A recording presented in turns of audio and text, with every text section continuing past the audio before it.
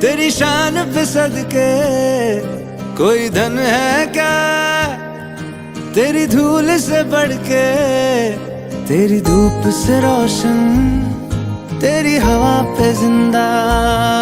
तू बाग है मेरा, मैं तेरा परिंदा। है अर्ज़ ये दीवाने की, जहाँ भोर सुहानी देखी, एक रोज वही मेरी शाम।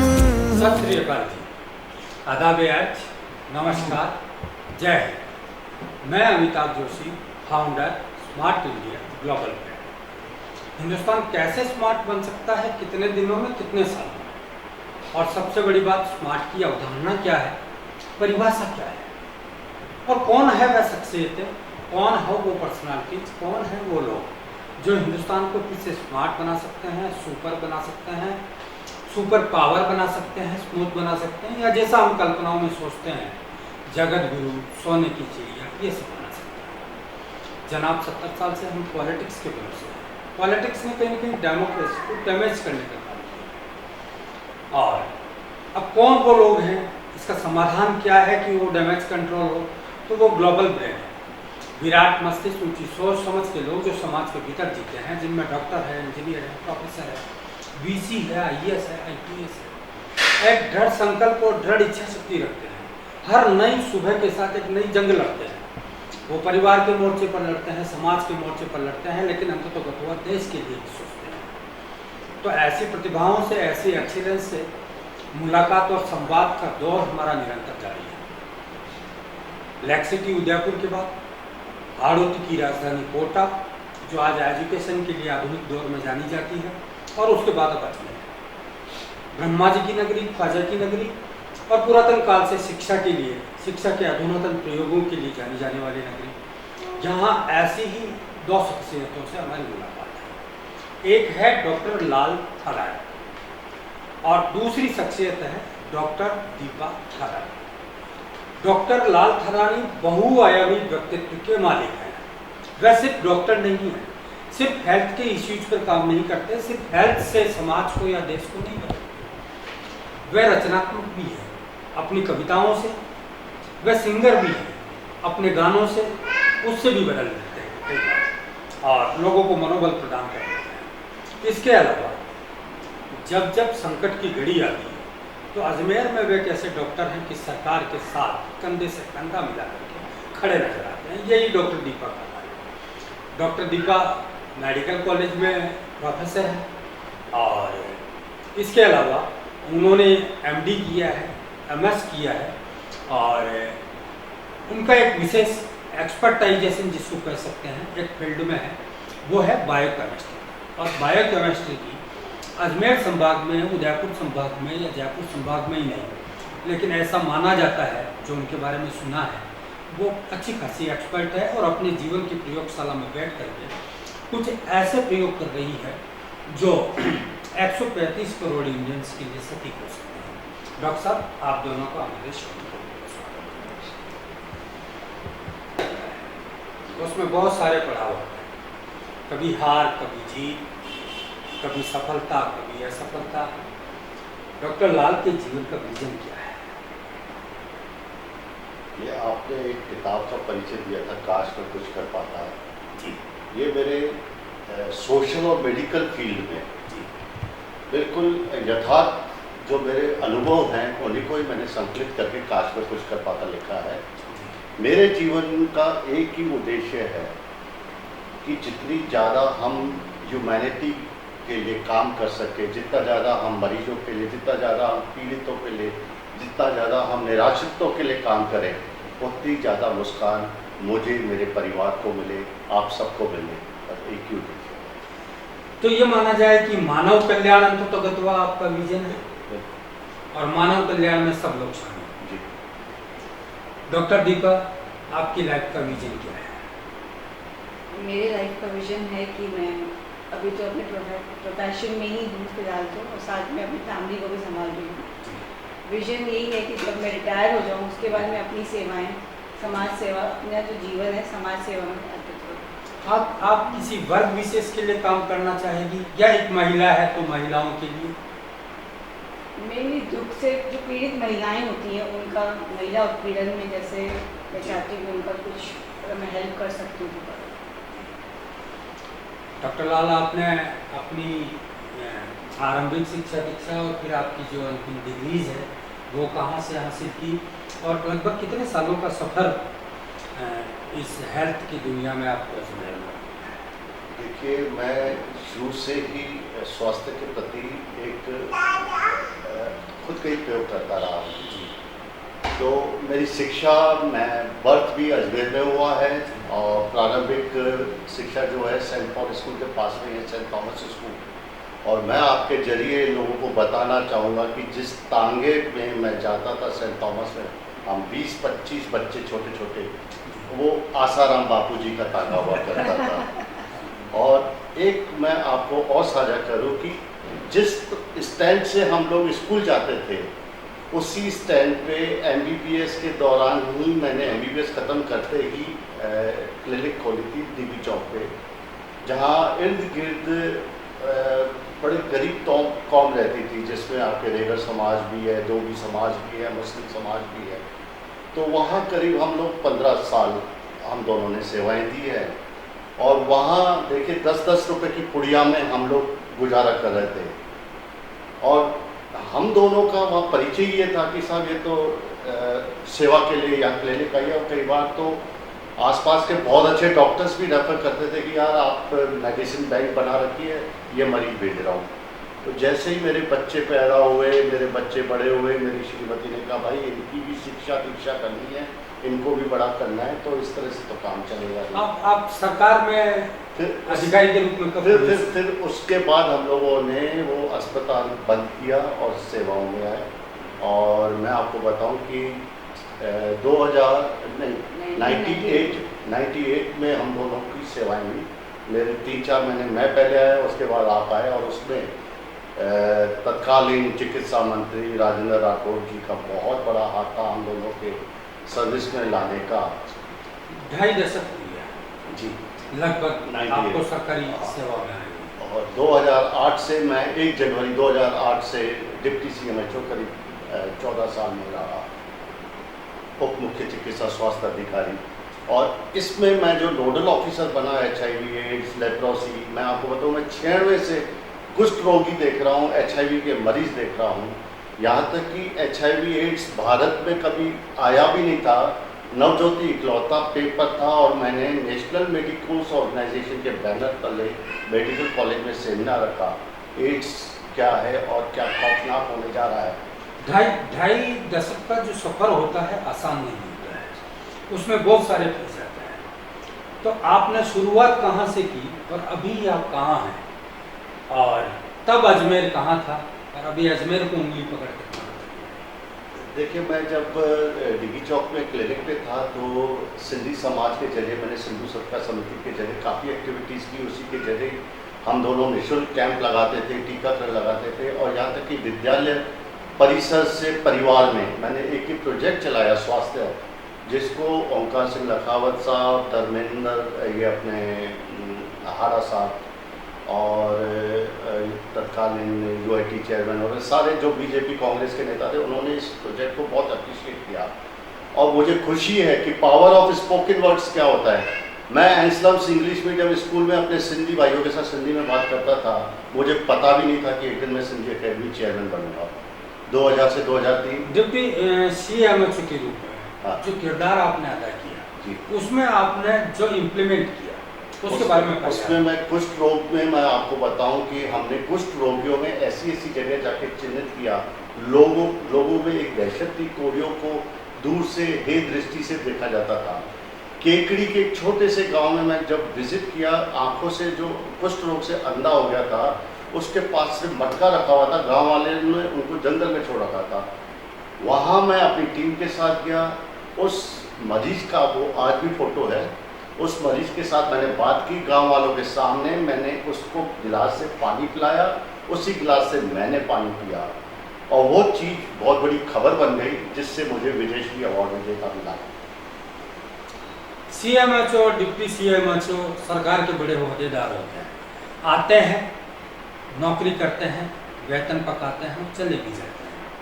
लेकिन डॉक्टर लाल की सोच मानवता के लिए है। उन्होंने अपना शिक्षा दीक्षा का सफ़र पूरा इसीलिए किया कि वो कहीं एक प्लेटफॉर्म पर जाकर के जो लोग अभावग्रस्त और वंचित हैं, आज़ादी के 70 साल बाद जिनके घर तक सूरज की किरण और रोशनी नहीं पहुंची, जिनके खेत खलिहानों में और घरों में अगर वो हेल्थ से कहीं डैमेज है तो उनकी हेल्थ को प्रमोट कर सके। और कुष्ठ रोग जो आज भी एक विशेष प्रकार का रोग है हिंदुस्तान में, खतरनाक, उस कुष्ठ रोग से निपटने के लिए उन्होंने बहुत सारी तैयारियां की, बहुत सारे प्रयोग किए और काफ़ी हद तक उसको काबू में करने की कोशिश की। डॉक्टर दीप, आपने अपना सफ़र सरकारी नौकरी में कहाँ से शुरू किया, अभी कहाँ? मैंने स्टार्ट किया था 1998 में एज सीनियर डेमोस्ट्रेटर थी मैं। जी। इसी दौरान मैंने अपना पोस्ट ग्रेजुएशन भी किया, MD किया इसी सब्जेक्ट में, बायोकेमिस्ट्री में। उसके बाद मेरा प्रमोशन है, असिस्टेंट प्रोफेसर हुआ, फिर एसोसिएट प्रोफेसर हुआ और उसके बाद प्रोफेसर, और आज मैं सीनियर प्रोफेसर के पद पे हूँ। करीब 24 साल लगे मुझे पूरे, जो सीनियर प्रोफेसर बने हुए मुझे 2 साल हो चुके हैं। और इस बीच में कुछ साल RUHS में भी रही, जहाँ मैंने आज जो ये ऑनलाइन पेपर इंक्रिप्शन का काम है वो मैंने ही स्टार्ट करवाया था, क्योंकि बीच में काफ़ी चीटिंग के केसेस आते जब हम हार्ड कॉपीज़ भेजते थे। तो हम लोगों की पूरी कमेटी बनी जहाँ पे हम लोगों ने ऑनलाइन पेपर ट्रांसक्रिप्शन का काम स्टार्ट करा। प्रोफेसर के रूप में आपका सबसे बड़ा एक्सपेरिमेंट कौन सा है? प्रोफेसर के रूप में जब मैंने यहाँ ज्वाइन किया था वापस जुलाई में 2015 में बन गई थी प्रोफेसर, तब मैंने यहाँ देखा कि जेएलएन में मशीनों की कमी थी। सिर्फ एक मशीन पे हम ये मुख्यमंत्री जांच में चला रहे थे। फिर उसी दौरान 2 मशीनें और आईं और हमारे प्रयासों से, विभाग के प्रयासों से, हमारे पर्सनल प्रयासों से भी एक और फुली ऑटो एनालाइजर आई, जो कि 1 घंटे में करीब 1200 का आउटपुट देते थे हम जाँच को, जिससे कि मरीजों को हित में टाइमली जांच रिपोर्ट मिल जाती थी। और हमारा मेन एम यही होता था कि सेम डे ही हम रिपोर्ट दें और रिपोर्ट एक क्वालिटी वाइज रिपोर्ट हो। तो उसमें मैंने काफ़ी अपना सहयोग दिया। अभी कोविड काल में भी हमने एक मशीन डोनेट कराई, जो कि कोविड के मरीजों के लिए जाँचें बहुत ज़रूरी होती हैं। डिडाइमर है और CRP प्रोटीन्स होते हैं, ये सारे हमने स्टार्ट करवाए और टोटली निःशुल्क जाँच हुई कोविड मरीजों को। काफ़ी इससे फ़ायदा हुआ, क्योंकि इन जाँचों से पता चल जाता था कि कोविड मरीज़ की कितनी सीरियस कंडीशन है और उसके अकॉर्डिंग उसका ट्रीटमेंट तय होता था। तो एज प्रोफेसर ही मैं उस टाइम हेड ऑफ डिपार्टमेंट भी थी जिस टाइम ये कोविड था। तो उस टाइम हमने ये डोनेट करवाई मशीन, ताकि क्या हमारे मरीजों को टाइमली रिपोर्ट भी मिल सके, प्लस उनको अच्छी जाँच भी, इलाज भी मिल सके। डॉक्टर साहब, आप दोनों से मैं बारी बारी एक सवाल करना चाहता हूँ जो मेरे जहन में आया। शिक्षा में बहुत बड़ा संकट आया है।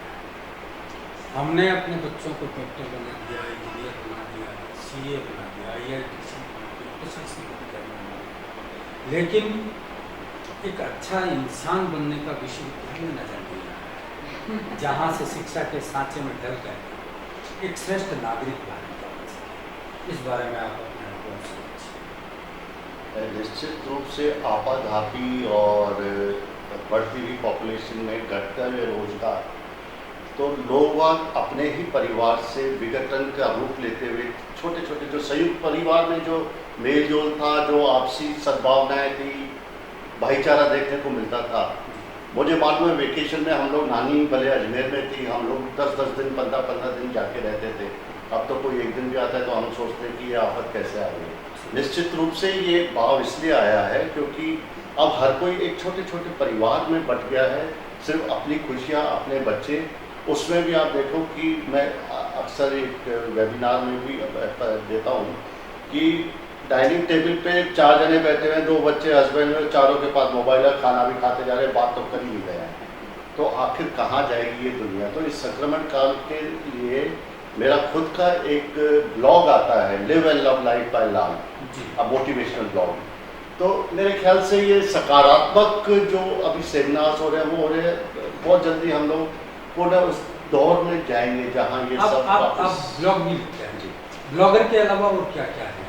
मैं कवि भी हूँ, मैं लेखक भी हूँ, और मैं आपको बताऊँ मेरे लिखे हुए नाटक। एक डॉक्टर कैसे कवि हो सकता है? डॉक्टर क्या इंसान नहीं है क्या? उसका हृदय नहीं धड़कता?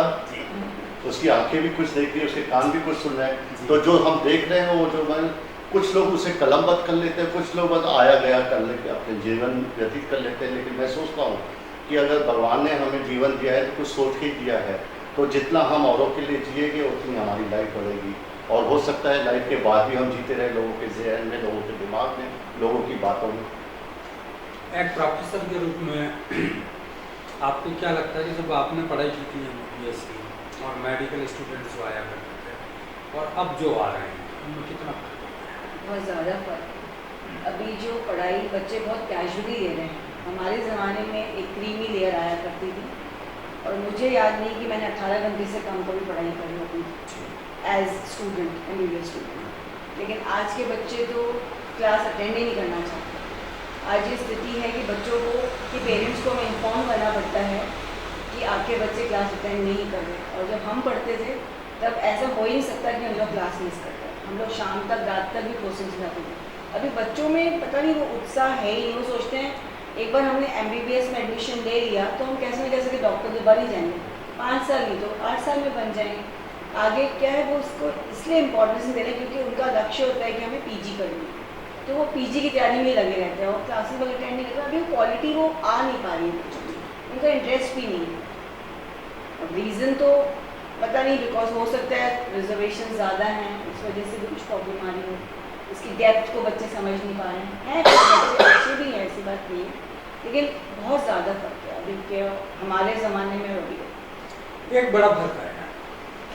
पहले जो MBBS आते थे या डॉक्टर्स सांचे में टल करके काम करते थे, उनके साथ एक तहजीब, एक संवाद की निपुणता कला और मॉरल एजुकेशन की पूरी तरीके से नैतिकता और ये सारी चीज़ें हुआ करती थी, संस्कारों की जीती जाती थी सारी। अब जो नए बच्चे जो अब आने वाले हैं उनमें इसकी थोड़ी कमी नजर आती है। तो एक गुरु के रूप में, मेडिकल गुरु के रूप में क्या कहना चाहिए? मेडिकल गुरु के रूप में मैं यही बोलूँगी कि एक्चुअली क्या है कि सीनियर्स से ही हम सीखते हैं। आज ठीक है, बहुत सारे इंसिडेंट्स में रैगिंग बंद कर दी गई है। रैगिंग को एक दूसरे रूप में लिया जाए कि एक सीनियर अपने जूनियर्स को एक शिक्षा दे कि अपने गुरु को कैसे उसकी रिस्पेक्ट करनी चाहिए, उसका कहना कैसे मानना चाहिए। ये सब चीज़ें वो कर नहीं पा रहे क्योंकि एक डिस्टेंस मेंटेन हो गया है। आज कोई किसी से बात करने में भी डरता है, उसको लगता है कि मैं रैगिंग के घेरे में नहीं आ जाऊँ। तो थोड़ा सा अपन इसको इम्प्रोवाइज़ करें, रैगिंग वर्ड को नहीं यूज़ करके अपन ये सोचें कि कुछ इनके आपस में इंटरेक्शंस बच्चों के कराएं ताकि इनको अपने सीनियर्स, अपने गुरुओं से कैसे बात की जाए। क्योंकि जो हमारे टाइम के जो आज हमारे गुरु जो हमने जिनसे पढ़ा है, आज उनकी शिक्षा में आज भी काम आ रही है, वो डिसिप्लिन काम आ रहा है। लेकिन ये डिसिप्लिन बच्चों को नहीं आ रहा है क्योंकि उनका इंटरेक्शन ही नहीं हो पा रहा है रैगिंग की वजह से। तो हम चाहते हैं कि थोड़ा इसमें मॉडिफिकेशन हो, तो एक नवाचार हो। हाँ, बच्चों में क्या आपस में इंटरेक्शन हो नहीं पाते, संप्रेषण हो आपस में। पहले तो हम लोग आँख उठा के तक नहीं देखते थे, लेकिन वो जो आपने बताया ना संक्रमण दौर आ गया कि पहले तो अजमेर वाले एडमिशन अजमेर ही होता था, चाहे MD करो चाहे MBBS करो, तो एक दूसरे को जानते थे, एक दूसरे की आँख का शर्म था। अब ऑल इंडिया लेवल में कौन कहाँ से आ रहा है पता ही नहीं। अब यूपी वाला राजस्थान में एडजस्ट नहीं हो पाता, फिर वो खुराफाती एक्टिविटीज़ करने में बिजी हो जाता है, या हरियाणा वाला साउथ में चला गया, वहाँ का रहन सहन खान पान टोटली अलग। डॉक्टर साहब, डॉक्टर धरती पर भगवान का रूप होता है, समझा जाता है, बहुत प्रचलन में है। 2.5 दशक का सफर आपने तय किया है और डॉक्टर्स के सम्मान में कई बार कमी आ जाती है, कई बार डॉक्टर्स पर हमले होते हैं, ऐसी घटनाएं हो जाती हैं जो सोच भी नहीं सकते। जबकि एक डॉक्टर भगवान होता है और उसके लिए सब मरीज समान होते हैं। इन सब घटनाक्रमों के लिए उत्तरदायी कौन है? निश्चित रूप से आधुनिकता तो है ही है। दूसरा, लोग इतने ज़्यादा अनईजी हो गए हैं कि छोटे से शॉर्टकट्स, मतलब थोड़ी सी कमी को भी सहन नहीं कर पाते। पेशेंस की लेवल कम हो गई है। दूसरा, क्योंकि आपस में संवादों की कमी हो गई है, संवाद की कमी। तीसरा, प्रशासन इतना हावी हो गया है कि डॉक्टर को सिर्फ डॉक्टर ही समझा जाता है, प्रशासन जो कहता है वही करना है। जबकि आप एक फ्री हैंड तो दो डॉक्टर को, आपको क्या लिखना है वो भी प्रशासन तय कर रहा है, कौन सी दवाई देनी है वो भी प्रशासन। आप अपनी सोच और उसको सारा मतलब बिल्कुल जीरो करके और फिर आप मरीज देखते हो।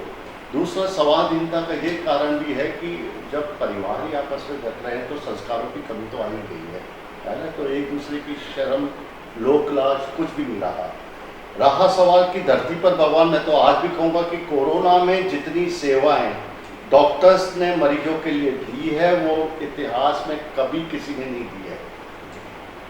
उसमें आपका प्रशासन, आपका नेता, सब लोग इतने भयभीत हो गए थे अपनी ज़िंदगी से कि डॉक्टर अगर कुछ भी लिख रहा है, कुछ भी दे रहा है तो वो उसके लिए प्रसाद था।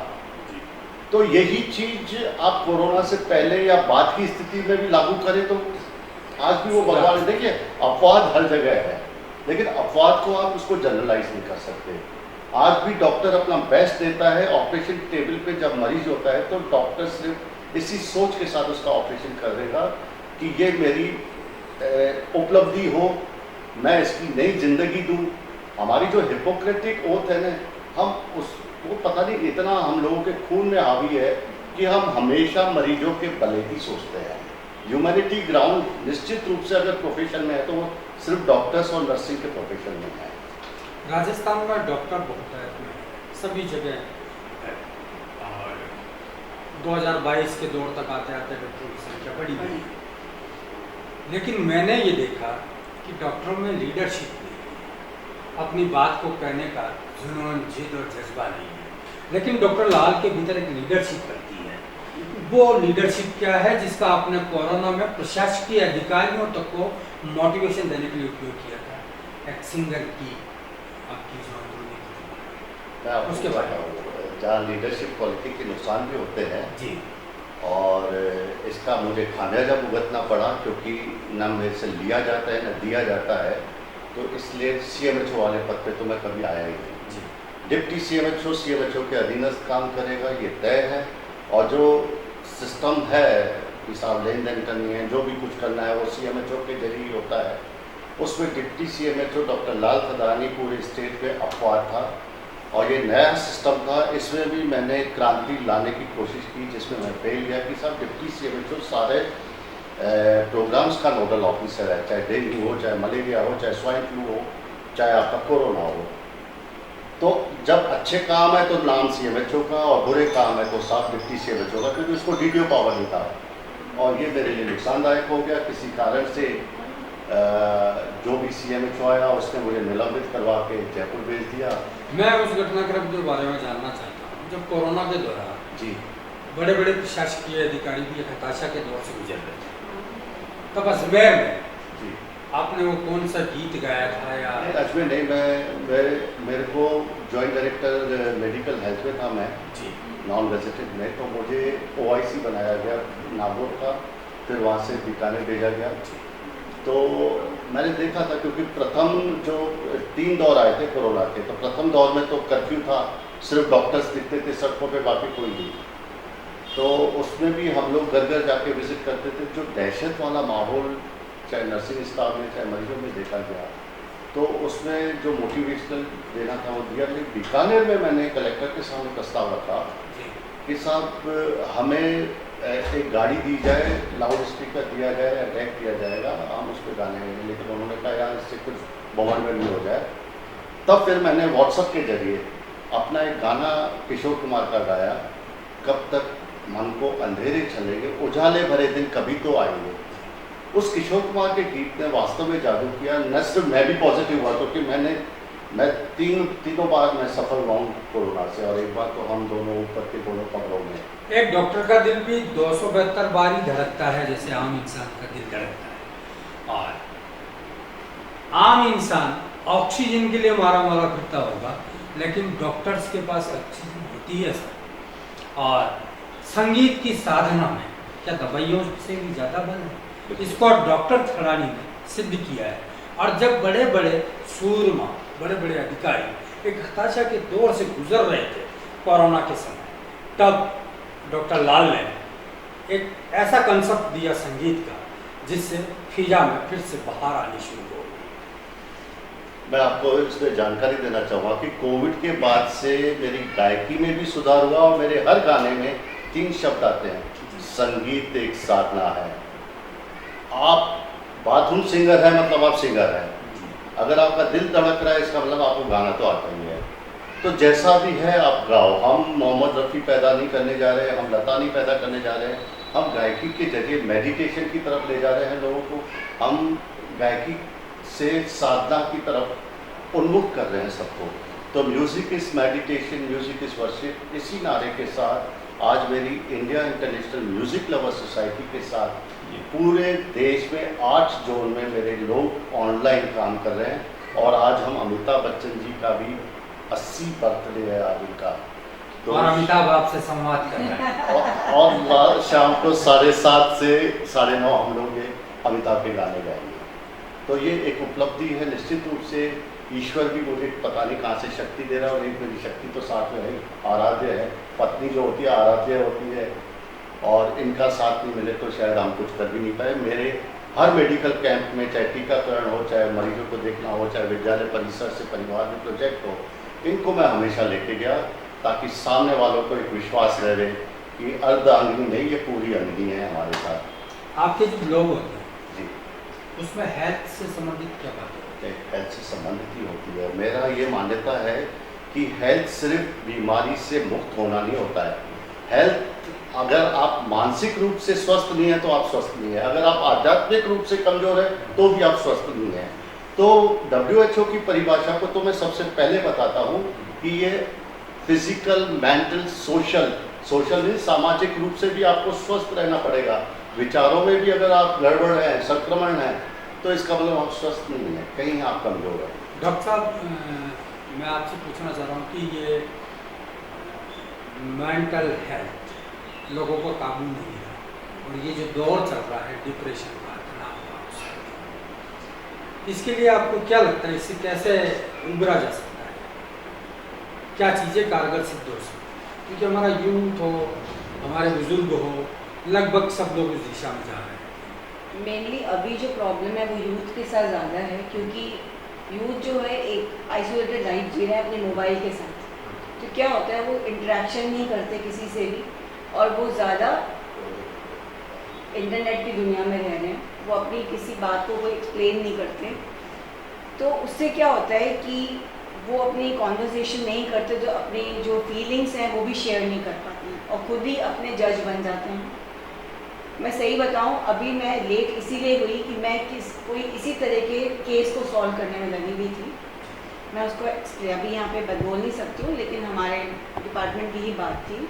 तो उस बच्चे को उस मेंटल सिकनेस से बाहर कैसे लाना है वो सब हम देख रहे थे। और दूसरा, जो इंटरनेट और मीडिया इन सब पे बच्चे देखते हैं, उससे ज़्यादा इन्फ्लुएंस हो जाते हैं, क्योंकि आज इतनी बिजी लाइफ है कि पेरेंट्स को भी शायद इतना टाइम नहीं मिल पा रहा है कि अपने बच्चे को ढंग से काउंसलिंग कर सकें। तो बच्चे क्या करते हैं, ये सब चीज़ें गूगल पे देख लेते हैं और उसी को ही मिसजज कर लेते हैं, उसी से ही सोच लेते हैं अच्छा ये ऐसा तो ऐसा, कुछ चीज़ें देख भी लेते हैं क्योंकि एवरीथिंग इज़ ओपन। तो ये सारा उनकी मेंटल हेल्थ पे बहुत ज़्यादा इफेक्ट कर रहा है। तो अगर इन चीज़ों पे थोड़ा रिस्ट्रिक्शन हो जाए, एटलीस्ट एक एज लिमिट होनी चाहिए जिसके बाद बच्चे को वो सब चीज़ें यूज़ करने के लिए अलाउ करना चाहिए, तो शायद हम इसमें कुछ कारगर रह सकें। बाकी कंट्रीज़ में तो ये मेरे ख्याल से मोबाइल की डिजीज़ भी हो गई हैं, जिनके ट्रीटमेंट के लिए अलग अलग स्लॉट्स बन रहे हैं, डॉक्टर्स की स्पेशलिस्ट लग रहे हैं इसमें। इस तरह से यहाँ इंडिया में भी होना चाहिए। प्लस हमें बच्चों को मोटिवेट करना चाहिए कि वो कुछ म्यूज़िकल, कुछ मेडिटेशन, कुछ योगा की तरफ भी करें, और अपनी physical as well as mental health के लिए कुछ मॉर्निंग में जैसे एक्सरसाइज पार्ट को भी अपनाएं। सिर्फ एक गवर्नमेंट लाइफ जीनी है मोबाइल के साथ, वो शायद उनको और अंधेरे में ले जाए। डॉक्टर साहब, मेडिकल कॉलेजेज, मेडिकल साधन सुविधाएं, इन सब के मामले में हिंदुस्तान डेवलपिंग कंट्रीज के सामने कहाँ रहता है? निश्चित रूप से जो मापदंड WHO और यूनिसेफ के हैं उसमें हम अभी काफ़ी पीछे हैं। लेकिन मैं जहाँ तक समझता हूँ कि बेड के अनुपात में डॉक्टर्स और नर्सिंग केयर जो होना चाहिए वो अनुपात हम अभी तक बहुत पिछड़े हुए हैं। लेकिन जहाँ तक मशीनों का ज़माना है, चाहे एक्सरे हो, चाहे सोनोग्राफी हो, चाहे कंप्यूटराइज्ड स्किल्स हो, उसमें हिंदुस्तान का कोई मुकाबला नहीं है। और निश्चित रूप से जो अभी भारत सरकार प्राइवेटाइजेशन के लिए तरफ जा रही है, तो आगे और सुधार देखने को मिलेगा। बस निवेदन आपके जरिए मैं सरकार से और करना चाहूँगा कि भले आप प्राइवेटाइजेशन करो, लेकिन जिसका जो विजन है, जिसका जो फील्ड है, उसमें किसी और का हस्तक्षेप मत होने दो, अन्यथा डाउनफॉल होता जाएगा। और स्वास्थ्य में डाउनफॉल मतलब हम मरीजों की सेहत के साथ खिलवाड़ कर रहे हैं। ग्रामीण क्षेत्र अभी भी काफ़ी पीछे है, जी। और एक MBBS या MS जो भी डॉक्टर निकलता है समाज में सेवा करने के लिए, सरकारी नौकरी में जाना नहीं चाहता, और जाता है तो कुछ दिन में बात छोड़ करके एक हॉस्पिटल बड़ा सा बना लेता है। तो इसके बारे में आप क्या कहेंगे? देखिए, मैं क्योंकि डिप्टी CMHO रहा हूँ, मैंने रिमोट कॉर्नर्स भी देखे हुए हैं, सब सेंटर तक मैंने विजिट की हुई है, तो ये कहना गलत है कि डॉक्टर्स वहाँ बैठते नहीं हैं। हालात ये है कि आपको लिखा पढ़ी में इतना व्यस्त कर दिया जाता है कि स्टेट लेवल से कागज आएगा कलेक्टर के पास, कलेक्टर भेजेगा CMHO के पास, CMHO भेजेगा ब्लॉक CMO के पास, ब्लॉक CMO भेजता है PSC और CHC और इनको इंचार्जेस को।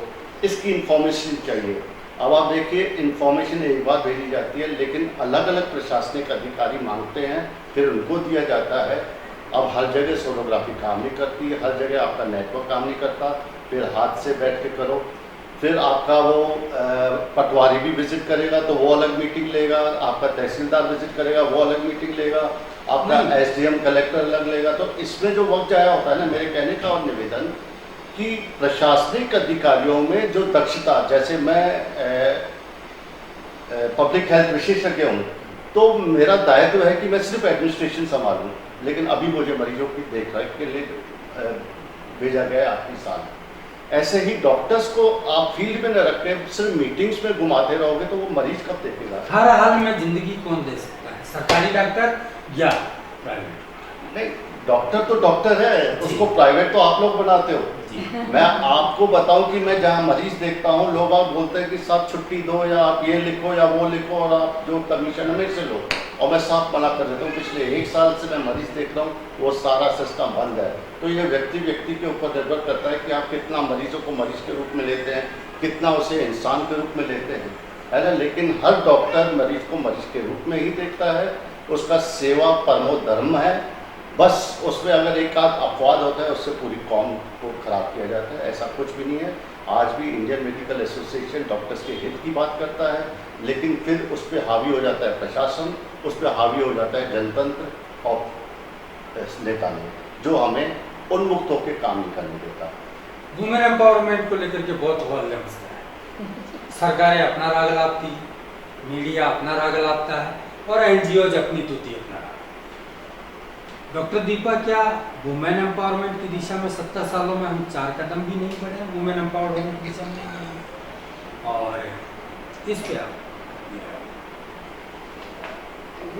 और क्या आप जिस जगह भी हैं, क्या उनमें पुरुष का रोल नहीं है, चाहे वो पिता हो? क्यों नहीं, सब में एक्चुअली वुमेन, अभी तो मैं देख रही हूँ कि ऐसा कुछ कोई फील्ड नहीं है कि जहाँ वुमेन को पावर नहीं है। एम्पावरमेंट एक्चुअली वुमेन तो सब जगह जा रही हैं अब तो। अभी मैंने लेटेस्ट अखबार में पढ़ा था कि वहाँ पे जो परसेंटेज ऑफ फीमेल्स है ज़्यादा हो गई हैं।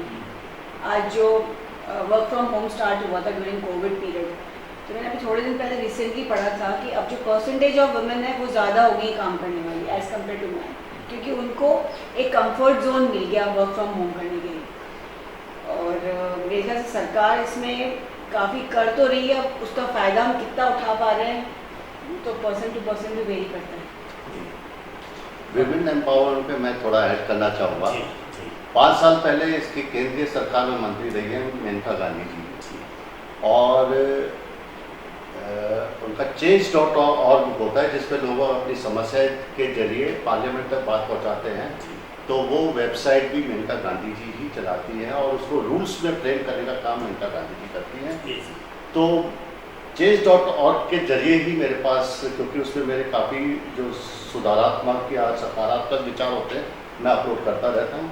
वहाँ से मेरे पास उनका खुद का ऑफिस से आया कि साहब विमेन एम्पावरमेंट पे आपके जो भी ख्यालात हैं, हम कैसे उसको नीचे तक ले जा सकते हैं।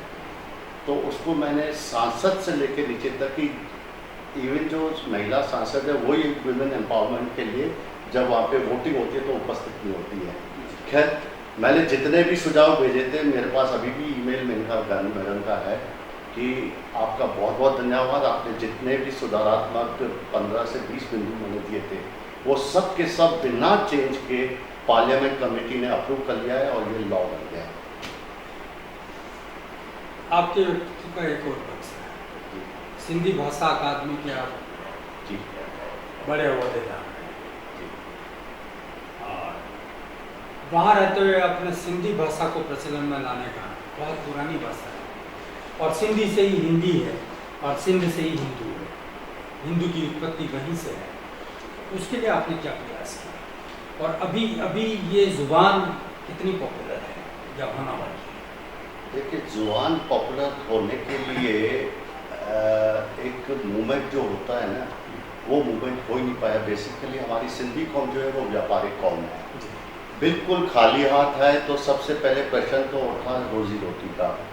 तो सर्वप्रथम सिंध से भाग के जहाँ रेलवे स्टेशन के जगह सिटीज़ थी वहाँ जाके सिंधी बस गए। उसमें सबसे पहले लोग आए तो रतलाम और अजमेर आए, यहाँ से फिर तितर बितर होके कोई चेन्नई रेलवे स्टेशन के जगह गया, कोई मुंबई गया। तो कहने का मतलब वो तितर बितर होके जो गए तो सर्वप्रथम तो रोजी रोटी का सवाल उठा। फिर जैसे जैसे बच्चे बड़े होते गए उनकी शिक्षा तो दूर हो गई, उनको भी व्यापार में डाला गया। अब फाइनेंशियल स्टेज ठीक हो गई। अब अधिकतर तो क्या पिछले 20 सालों में इतना चेंज तो आ गया कि ऊंचे ओहदे पे, यहाँ तक कि फिल्म इंडस्ट्री में भी अधिकतर प्रोड्यूसर जो है वो हमारे सिंधी समाज के हैं। जहाँ रहा सिंधी बोली और भाषा का, मैं मानता हूँ कि इसके संरक्षण और संवर्धन में मैं आज भी प्रयासरत हूँ। और सिंधी एकेडमी चेयरमैन के रूप में सबसे पहले तो मैंने एकेडमी ऑफिस को पूरा ही कंप्यूटराइज कर डाला और इतनी सोच के साथ मैंने उसको कंप्यूटराइज किया। ऐसे मतलब आप देखो, मैं 7 जुलाई 2000 को सिंधी एकेडमी चेयरमैन बना और 31 दिसंबर करीब मुझे 3.25 साल मिले थे। उसके बाद सरकार बदल गई तो मुझे भी इस्तीफा देना पड़ा। आप सरकारी नौकरी में रहते रहते सिंधी एकेडमी के अध्यक्ष के रूप में मैंने काम किया। अच्छा, शिक्षा वालों को तो छुट्टियां मिलती थी, आप और भी काम कर सकते हो, चिकित्सक को नहीं मिलती थी। ये एक तत्कालीन सरकार के लिए भी पहला अनुभव था। यंगेस्ट चेयरमैन बनाया, वो भी चिकित्सक। लेकिन उसमें मैं आपको बताऊं, मैंने 300 दिन में 350 एक्टिविटीज़ की और उसका भी प्रचार इस तरह से किया और वास्तव में वो बहुत बड़ी उपलब्धि। जहाँ 20 से 40 लोग हमारे सेमिनार्स में जुड़ते थे, वहाँ मेरे हर कार्यक्रम में, अगर आपका लिटरेरी सेमिनार है तो कम से कम 500 और कल्चरल है तो 1000 से लेकर 2000 तक मैंने लोगों की उपस्थिति दिखाई। और सिंधी भाषा के लिए जो काम मेरे कार्यकाल में हुए उससे बाद में या उससे पहले कभी नहीं हुए। ये आज एक सवाल, आपके व्यक्तित्व के और क्या पक्ष है जो हम नहीं जानते? नहीं, मैं एक HIV एड्स की बात करना चाहूँगा। एड्स का भी नोडल अधिकारी रहा हुआ हूँ और जैसा कि मेरी शुरू से ही भावना रही है पीड़ितों के, तो यंग विडोस आती थी मेरे पास कि सर ये मदद करो, सर वो मदद करो। अब क्योंकि मैं डिप्टी CMHO नोडल ऑफिसर था तो प्रदेश में भी मेरी एक पहचान थी। मैं जो कुछ लिखता था वो बात होती थी। फिर प्रशासन में मैंने तरीके से पुटअप किया कि सर यंग विडोस के बच्चों के एजुकेशन का सवाल है, उनकी रोजी, तो आप देखो उनका राशन फ्री हो गया, उनके बस के लिए पासेस बन गई, बाद में वो ट्रेन की भी पासेस। और इसमें मैंने निजी एफर्ट से, और क्योंकि मैं सिंधी एकेडमी के बाद मेरी पॉलिटिकल अप्रोच भी अच्छी हो गई और लोगों के संपर्क में रहा हूँ।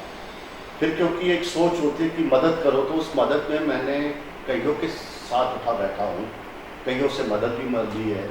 यहाँ तक कि सिंधी एकेडमी चेयरमैन में सिंधी भाषा को बचाने के लिए मैंने माध्यमिक शिक्षा बोर्ड की भी मदद ली, PC साहब पर।